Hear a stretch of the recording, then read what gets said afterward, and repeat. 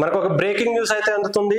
చిలుకూరి బాలాజీ దేవాలయ ప్రధాన అర్చకులు రంగరాజన్ గారిపై కొంతమంది వ్యక్తులు, ఒక 20 మంది వ్యక్తులు, వీరరాఘవరెడ్డి అనే వారితో పాటు కొంతమంది 20 మంది వ్యక్తులు వచ్చి రంగరాజన్ గారి మీద దాడి చేసి విచక్షణ లేకుండా ఇష్టం వచ్చినట్టు ఆయన్ని బూతులు తిడుతూ ఇష్టం వచ్చినట్టు మాట్లాడి దాడి చేసిన సంఘటన నిన్న బయటకు వచ్చింది. దీని గురించి మనం ఇప్పటికే అందరికీ సోషల్ మీడియాలో బాగా వైరల్ అవుతుంది. కానీ పవన్ కళ్యాణ్ గారు దీని గురించి ప్రధానంగా దృష్టి పెట్టినట్టుగా తెలుస్తుంది. ఇప్పటికే తిరుమల లడ్డు గురించి ఆయన తిరుపతి దేవాలయానికి వెంకటేశ్వర స్వామి జరిగినటువంటి అన్యాయాన్ని ప్రపంచానికి చూపించి దానికి న్యాయం జరిగేలాగా ఈరోజు సిబిఐ కూడా అరెస్టు చేసిన సంగతి మనం చూసాం.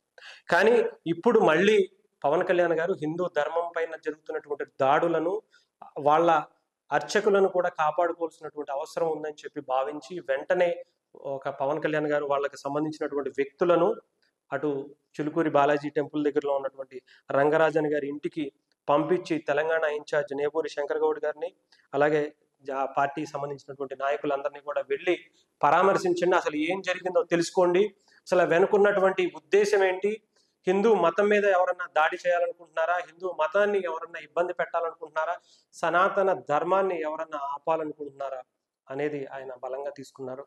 ఆంధ్రప్రదేశ్లో కానీ తెలంగాణలో కానీ అటు కూటమి వచ్చిన తర్వాత, ముఖ్యంగా పవన్ కళ్యాణ్ గారు లాంటి వ్యక్తి ఉన్న తర్వాత దాడులు తగ్గాయి అంటే దానికి ఏంటనేది అర్థంగా మనం చూసుకోవచ్చు. ఇప్పుడు ఎక్కడైతే హిందువులపై కానీ హిందూ దేవాలయాలపై కానీ దాడులు జరుగుతున్నాయో దాని మీద ఒక బలమైన గొంతుకుగా పవన్ కళ్యాణ్ గారిని మనం చూడొచ్చు. మొన్న ఆయన రంగరాజన్ గారు పవన్ కళ్యాణ్ గారు వచ్చి కలిశారు. ఆయన హిందూ ధర్మం గురించి, అలాగే అక్కడ చిలుకూరులో ఉన్నటువంటి ఏరియాలో ముస్లిం మత పెద్దలు కొంతమంది మసీదు కట్టాలని భావించారని కూడా దాన్ని అడ్డుకోవాలి, వాళ్ళకి వేరే స్థలాన్ని ఇవ్వాలి, చిలుకూరుని ఒక పవిత్రంగా చూసుకుంటున్నారు, వాళ్ళకి చాలా ప్లేస్లు ఉన్నాయి అక్కడ కట్టుకొని ఇవ్వండి అని చెప్పమని చెప్పి దాని గురించి పోరాడాలి, మీరు కూడా ముందుకు రావాలి అని చెప్పి పవన్ కళ్యాణ్ గారిని కోరిన సంగతి కూడా మనందరికీ తెలుసు. సో రంగరాజన్ గారి మీద దాడి ఎవరు చేశారు, ఆయన అనుకున్నటువంటి వ్యక్తులు ఎవరు, రాజకీయ కారణాలు ఏమన్నా ఉన్నాయా, ఆయనకి ఏమన్నా లేదంటే ఏమన్నా ఇష్యూస్ వచ్చాయి, ఆయనకి అల్టిమేట్ ఇవ్వడం కూడా జరిగిందో వచ్చినటువంటి వ్యక్తులు రేపు ఉగాది లోపు ఆయన్ని ఒక దారిలోకి రావాలి, లేకపోతే ఆయన్ని ఇంకొకటి ఏదో చేస్తామని చెప్పి బెదిరించినటువంటి సంగతి ఆయన వెంటనే కొద్దిగా లేటుగా బయటకు వచ్చినటువంటి విషయమే, కానీ వెంటనే ఆయన కోర్టుకి అటు పోలీస్ స్టేషన్ వెళ్ళి కేసు పెట్టడం కూడా జరిగింది.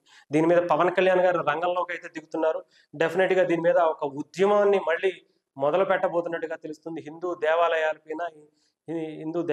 పైన కానీ హిందూ మత పెద్దల పైన కానీ, ముఖ్యంగా అర్చకుల పైన కానీ, హిందూ భక్తుల పైన కానీ ఇటువంటి దాడులు జరిగినా సరే బలంగా నిలబడటానికి జనసేన పార్టీ అధినేత పవన్ కళ్యాణ్ గారు అందరినీ రెడీగా ఉండాలని ఒక పిలుపిచ్చినట్టుగా తెలుస్తుంది. సో ఈరోజు అటు చిలుకూరికి చాలా మంది వెళ్ళబోతున్నట్టుగా తెలుస్తుంది. జనసేన పార్టీకి సంబంధించి అవసరమైతే పవన్ కళ్యాణ్ గారు కూడా వస్తాను అని చెప్పినట్టుగా కూడా తెలుస్తుంది. ఇదేమైనా ఇది ఒక మంచి సమయంగా చూడాలి. ఒక బలమైన గొంతు హిందూ ధర్మం పైన జరుగుతున్నటువంటి దాడులను ఖండించేందుకు, పోరాడేందుకు ఒక బలమైన శక్తిగా ఆయన్ని చూడబోతున్నాం మనం. డెఫినెట్గా ఆయన కావాలి, హిందూ ధర్మానికి ఆయన అండదండలు ఉండాలి. ఆయన డెఫినెట్గా ఒక బలమైన శక్తిగా మారి ఒక బలమైనటువంటి పోరాటాన్ని చేయగలగ సత్తా ఉన్నటువంటి నాయకుడు మనకు ఆయన.